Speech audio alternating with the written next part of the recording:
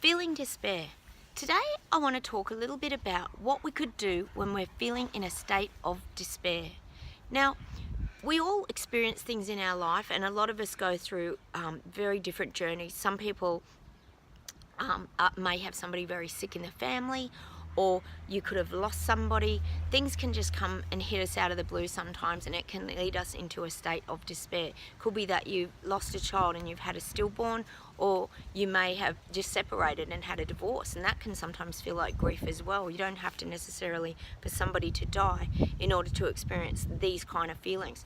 So when you're feeling despair, it's really important that you start to make the changes and you try and get yourself out of it. If you're feeling suicidal and you think you're hitting these really dark places, it's important that you sort of look at going to your doctor, getting to a good psychologist. Some people will need medicating. I say that in a lot of my videos because medication can really help your thoughts and sort of get you to sort of get them into an order, whereas when you're feeling very depressed or in that feeling of despair, your thoughts get very jumbled up and it's very hard to kind of see your way clear to what's sort of going on. So I definitely recommend that sort of thing.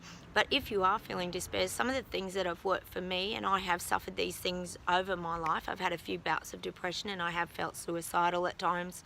I have experienced that terrible contraction and pain in the body. So I do understand what it feels like to live in despair. You've got to look at really igniting your soul. And some of the tips that I'll give you today that help you to ignite your soul is to really start to pay people compliments. Paying people compliments and helping people out is an amazing way of lifting your own spirit.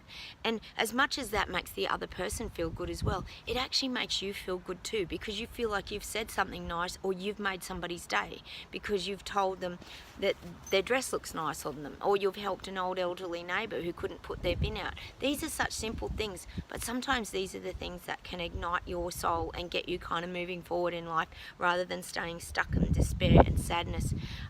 Another tip that I will give you is that you can actually really look at finding your passions, and I talk about this a lot, but if you can manage to find the passions that ignite your soul. For example, I love gardening. I got back to gardening. I do a lot of gardening. I really enjoy going to movies, and these are the kind of things that have really ignited my soul. I've taken up karate. I'm doing a lot of things that kind of help to uplift me. So they're just examples. You might be into like water skiing or horse riding, or everybody likes different things. So really start to look for your passions. So look, they're just a couple of tips today when you feel like you're suffering despair. Really start to look at the things that will ignite your soul, because what despair is that your light has died down and your soul is very, very dim. So what you want to do is look for the things that can ignite that spark and uplift you again, because that's what will help you move forward and help you get out of the state of despair. So look, thanks for watching today. I hope you liked the video. Leave some comments and hit the like button, and I'll see you very soon. Bye.